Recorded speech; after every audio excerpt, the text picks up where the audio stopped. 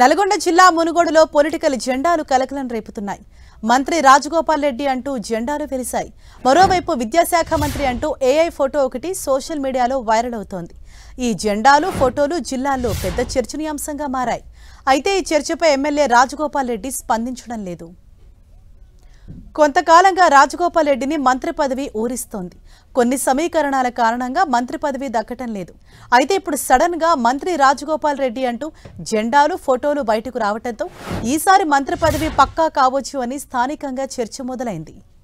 రాజగోపాల్ రెడ్డికి మంత్రి పదవి ఇవ్వాలని ఆయన అభిమానులు ప్రజలు బలంగా కోరుకుంటున్నట్లు ఆయన అనుచరులు చెబుతున్నారు. అందుకే ఇలా జెండాలు ఫోటోలు పెట్టారని చెబుతున్నారు. రాజగోపాల్ రెడ్డి మంత్రి కావాలని ప్రతి వర్గం కోరుకుంటుందన్నారు. రైట్, ఇదే విషయంపై మరింత సమాచారాన్ని మా ప్రతినిధి చంద్రశేఖర్ మనకు అందిస్తారు. చంద్రశేఖర్.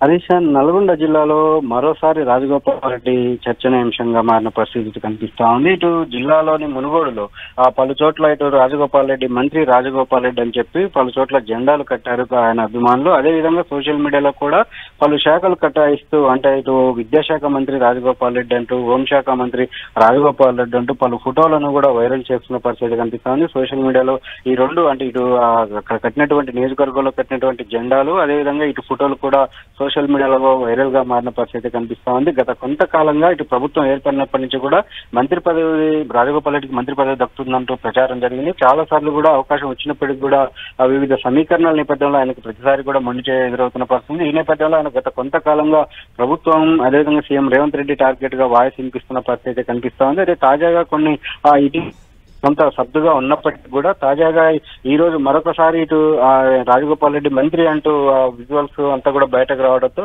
రాజకీయ పరంగా కూడా ఇటు చర్చనీయాంశంగా మారింది. Thank you Chandrasekhar.